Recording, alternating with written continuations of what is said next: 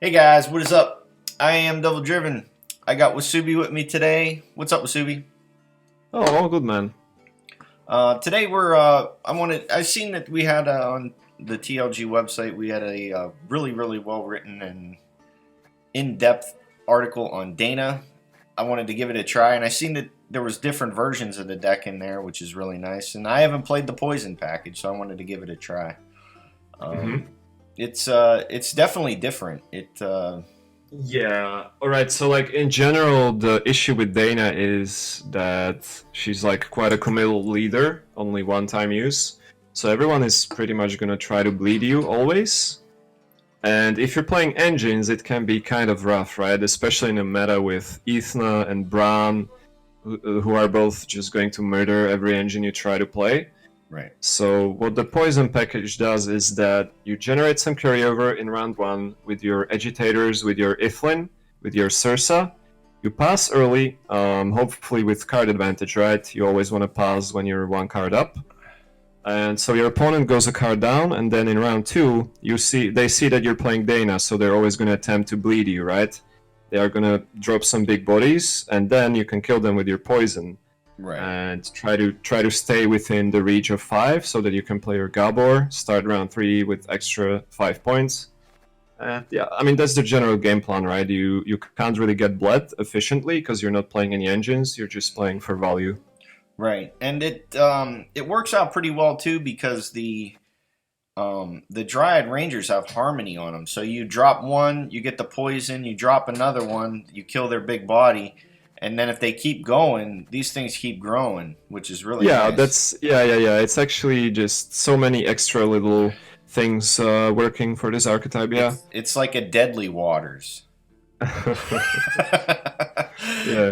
But going through the cards here real quick, if you're playing Dana, you're always pretty much going to play Ithline. It's just really hmm nice to put a buff on Sheldon, or worst case scenario, you can put it on Synthesis or Yeah, Gabor I mean, or Milva. honestly, in the current meta, like buffing your dragon or your Meta is not even that bad because when you don't have the last say and you buff your Sheldon too much, you play into Geralt of Rivia, right? You're right. So what you can do pretty often is boost your immune units and they cannot touch your points, right? Right. And You, I mean, if you play an immune dragon that was boosted by Ithlin, that's a 12. That's like pretty scary. So yeah, it's pretty nice too if because this deck has a lot of reactive plays. You'll see it in I think this game. We had to play the dragon in round one, but we were able to buff it with um, tactical tactical advantage. Yeah, advantage, yeah, and they can't touch it, which is really yeah, nice. I mean, just having yeah, a yeah. big body like that is that can't be touched is pretty great in round one. Yeah. Um, if you're playing Fob, you're gonna play Barnabas. It's just too good. Um, Yeah. we got Gabor. He's a nice carryover play. If they do bleed you in round two, this can if this can catch you up and have 5 points of carryover, that's pretty massive. Yeah, Um, like the deck pretty much just takes the advantage of the weaknesses that Dana decks usually have. Like everyone, when they see Dana, it's just automatic bleed, bleed, bleed, bleed, bleed, right? And this deck really abuses that fact just by generating so much carryover and right, actually not playing any engine except for maybe Trendbore. right, But the reason Trendbore is included is because the deck goes out of its way to pull Ithlin with Dana. We actually have 11 categories so that we can leader the Ithlin and boost our Sheldon. right. We also play the Morana Runestone because it's an alchemy card. So that's the 11th category so that we can actually always pull the Ithlin if we don't draw her. Right. AKA the create a win condition card. I actually had to craft this Exactly. just for this video, so um, Fov, she one thing too with Fov, if you do draw her and Waters, you still have a secondary pull with the Dryad's Caress, just so Yeah, you don't yeah, brick yeah, her yeah. completely, because that really does suck when that happens. But granted, hmm Dryad's Caress isn't that great, but if you could put it on, say, Synthesis, it's Yeah, not that it's bad. still like a 6 or 4 if the round goes for 6 turns. Yeah, it's not terrible, but yeah, mostly like you said, the second target for the full way so that you can mulligan aggressively. Because this deck does have a couple of pretty bad draws, right? You don't want to see the Panther against Scoia'Tael. Incinerating Trap is not always that great. Morana Runestone can be great, can be a bit tricky, right? So. Yeah. And my recommendation to you is if you don't have a dwarf in the hand and you have an agitator, get rid of the agitator. Yeah. It might be a huge liability for you. Yeah. Morin's really nice to. It's nice to have 2 locks when you got Karen and Morin. Morin's just really versatile too. I mean, she kills those agitators on the back row, so they can't get their volunteers out. That's always really nice. We already went over the boar. Sarissa, Harmony. The card's just amazing. I mean, you got Harmony, you got damage, and you got boost all in one card. It's just. You should generally be able to get a death blow too in this meta. Absolutely. And yeah, she also has Harmony. Another thing that which is nice about Morin is that it's a healthy Dryad at 5 power, so it's a target for Barnabas as well. Right. And yeah, then you have the Ciaran, just to have like an extra lock. Right. Because there's quite a bit of Northern Realms in the meta. Right. And then you went over Sheldon. If you don't think you're going to have last say, maybe don't go all in with Sheldon because it's just going to trade. Yeah. You can boost him to a 7, right? If you Ithlin him, he's at 7, but then your agitators don't really have a target. So when you don't have last say, you want to Ithlin something else and use the agitators on the Sheldon to make him like a 5 or a 7. Yeah, or if you're going up against the control ethne, it's just going to get knocked all the way down by the tree when they, finish off their row. Yeah, exactly. Milva, if you're playing Danny, you're playing Milva. It's just too good of a combo to play, the Waters and Milva. We went over the Stone Panther. Of course, if you're going up against Scoia'Tael, you want to get rid of this card. Yeah. It's pretty nice, though, when there are a lot of 3 strength engines. The discard pirate for Skellige, you could take that out, no problem. Yeah, I mean, we're just playing it because it's a beast, right? So that, again, another category for Dana, and same with the Incinerating Trap. Like, sometimes you can time the trap quite well and kill like an important engine with it, let's say Botchling or whatever. Right. But yeah, most of the time it can be quite weird. But again, it's a cheap trap that helps us pull Ithlin with Dana. Right. So yeah. Then we got the poison package. You got 2 Forest Whisperers, 2 Dryad Rangers. The Whisperers too. I mean, we didn't really run into it, but you can shield. Say your Trent Boar or something like that you want to keep safe. More than likely, you're going to be using it for the poison, but if you only got one of these in hand, it might pay off to drop that shield. They are versatile.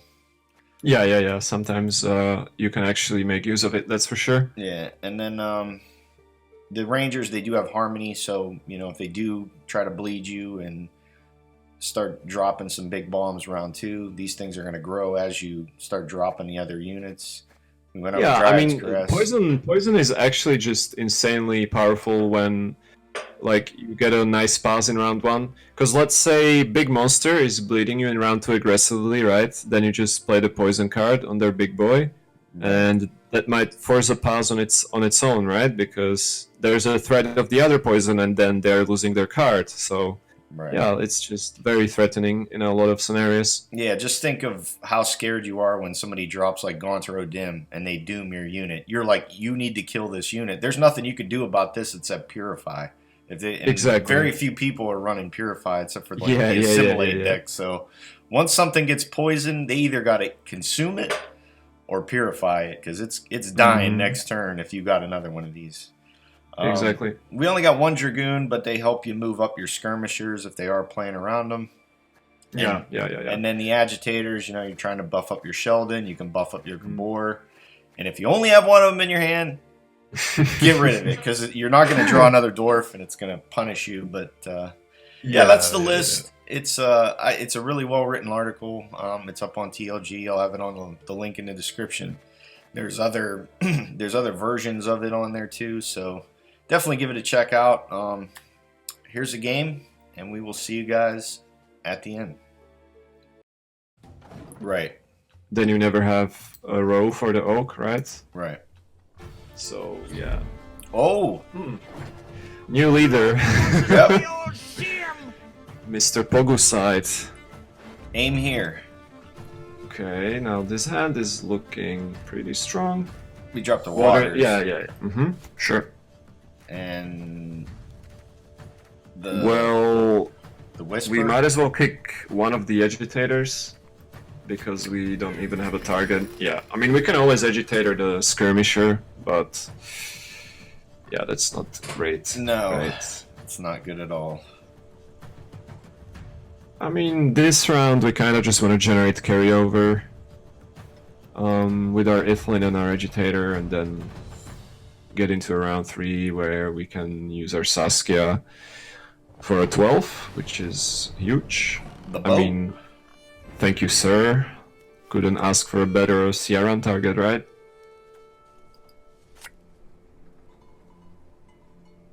We lock that. Unfortunately, so this guy's a hardcore Skellige fan playing the 7-point danger card. Herald. Yeah. Okay. That's fine. I mean, do we care about the schools? I think we might need the lock for something better later. Right? I mean... You mean the poison, right? Oh no, the other lock. The other yeah, lock. the Moran as well. I mean, you can just Ithlin or Agitator, right? Both are fine. Agitator first, I guess. Yeah. Our brothers in the valleys need us. We don't have that movement card, which kind of sucks. Yeah, it's fine. We're just like gonna slowly generate some hand buff, and so this card is basically a gold with Hound Snout. Plays for 8. Now we can use our dwarf, right? That's pretty good. Yeah. Mm-hmm. Never had your kneecaps broken. Not bad. Okay. Yeah, I mean, He's got another one. I almost bet on it. Yeah, sure. Hopefully it kills the CRM that's bleeding. It's like 1 out of 3. Oh. Okay, he has a ship. That's fine. And We a don't buff. care about a boat. Nah, come on. Alright. So we can go with Ithlin on the dragon now. Yep. Now is the time of the sword and axe. There you go. Nice. So now he plays Greatsword. Oh, okay. I haven't seen that in a while, to be honest. Great sword friends. Coming to get ya. Sure. So what do we play? I mean... We're losing 2. We need. Yeah, we're losing 3, actually, right? So... we would need 19 and 2. It's not worth it, huh?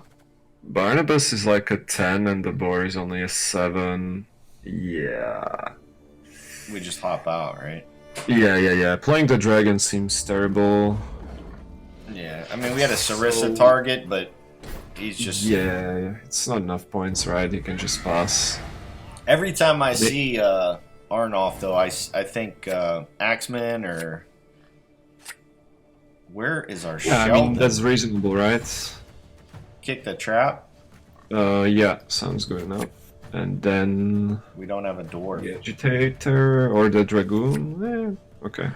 Oh, we got carryover. That's cool. Yeah, that's good. Hopefully he's gonna try to bleed us. Oh. Yeah. I was gonna say, yeah, it's coming. Yeah, boy. You bet it is. But he didn't play a great sword. Okay, nice. So we can Poison. Dryad, right? Yeah, We Ranger and Whisper. hit huh? the... yeah. Let's kill this Vandrige. Yeah. So this is the strength of the poison deck, right? Yeah, they think you play engines, they are going to try to bleed round 2 very hard, and then you just easily take it with the poison cards. Do we only have? Okay. So we play the other one and just kill it. Yeah, sure. melee row, and yeah, Sandrige is dead. Turn against you. And we end turn. Now we always have 12 reach with the dragon, right? That's pretty crazy. So if we play the board, that's 5. We have 17 with the dragon, which is enough. Yeah, sure. Let's play the trend board. And if he decides to pass, we're happy. No, he's not passing. Yeah. He's going committed. deep, He's right? played the brawlers. He's played everything. Yeah. I think he's gonna Donar the board, right? Or just Jengate? Okay.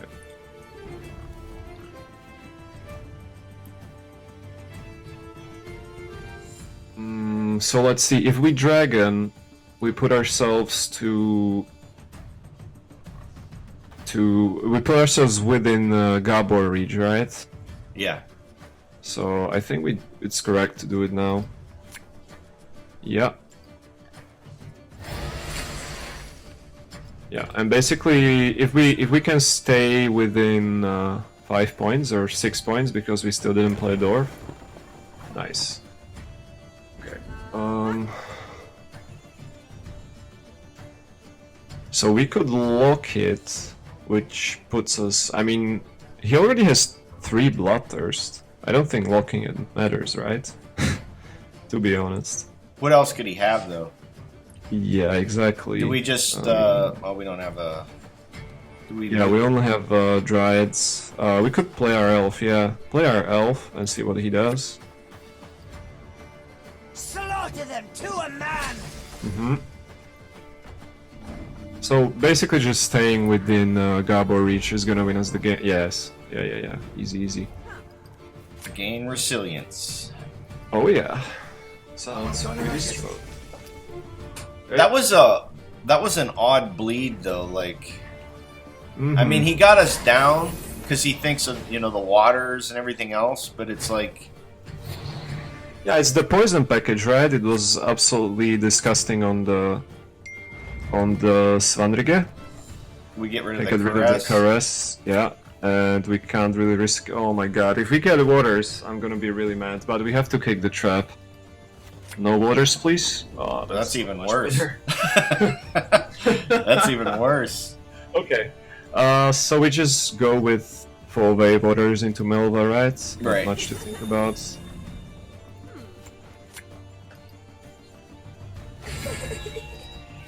Yeah. Waters in the back, I suppose, and Milva in the front. Like, it doesn't really matter. Yeah. Don't you fret about me. You take care of myself. I mean, so we opened with 18 points. The problem is we have a 4-point Dwarf in our hand, which is not great. Oh no. What is this fuckery, sir? We stone, right? We Uh, might kill that how?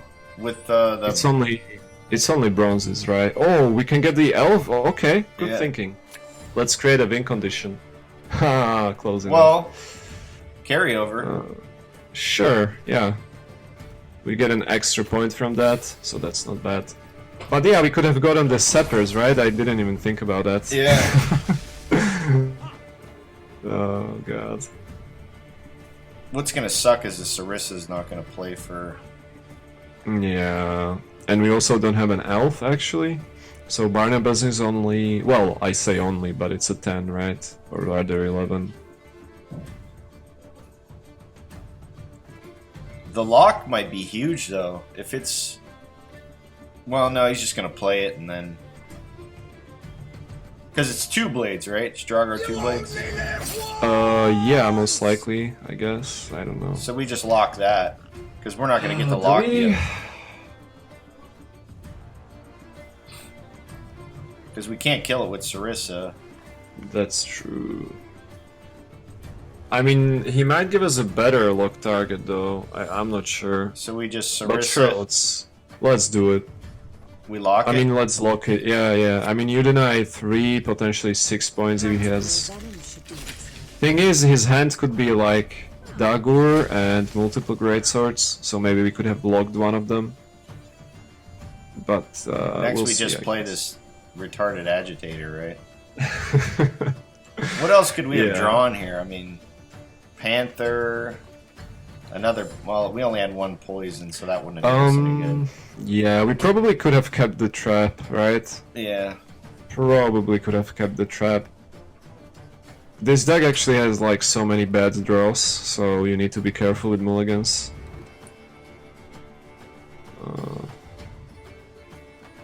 No one wanted these ones, Okay. so I up and took them. So we play the Sure. dwarf, so they buff.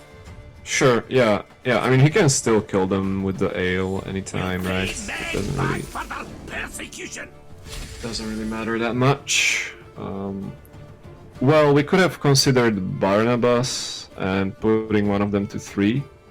Yeah, that's true. Then the ale wouldn't be able. Well, but this way, if he decides to ale them, he's missing 2 points anyway, so it's fine. But another reason to consider Barnabas, well, yeah, we couldn't have played around that. That's fine. Okay.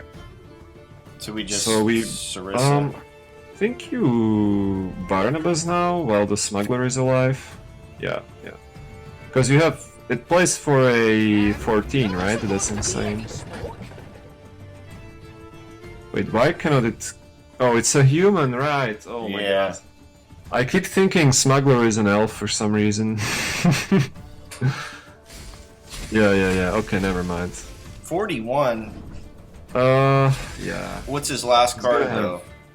He's gonna have like Dagur 2 blades and some damage. Okay, right. So we couldn't dodge that, right? Because we don't have the last say. Alright.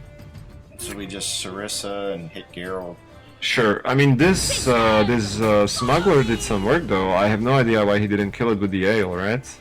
Because it's 2 blades, right? Yeah, but that's like not even enough points. It's 12. It's 16, right? Wait, whoa. This is a really weird deck. Oh, it's Regis. Jesus. Okay. It's just Regis by himself. Interesting. Well, there you go. Hey, that's the video for today, guys. Definitely check out the write-up by you. You did it in Sir Loathing, right? Yeah. It's at teamleviathan.com/Dana. Simple as that. Yeah, I'll have the just, link. It goes pretty in depth, right? On multiple ways you can play this leader and build your deck. So. Right. Yeah, and I'll have the link there in the description. So there's other versions of it if you want to. If you don't want to try the poison package, you got other ones. But it's really in depth, really well written.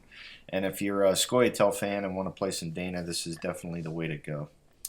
But that's the video for today, guys. Like always, thank you for watching. Wasabi, thank you for coming through and recording with me. Oh yeah, pleasure as always, man. All right, and we will see you guys next time.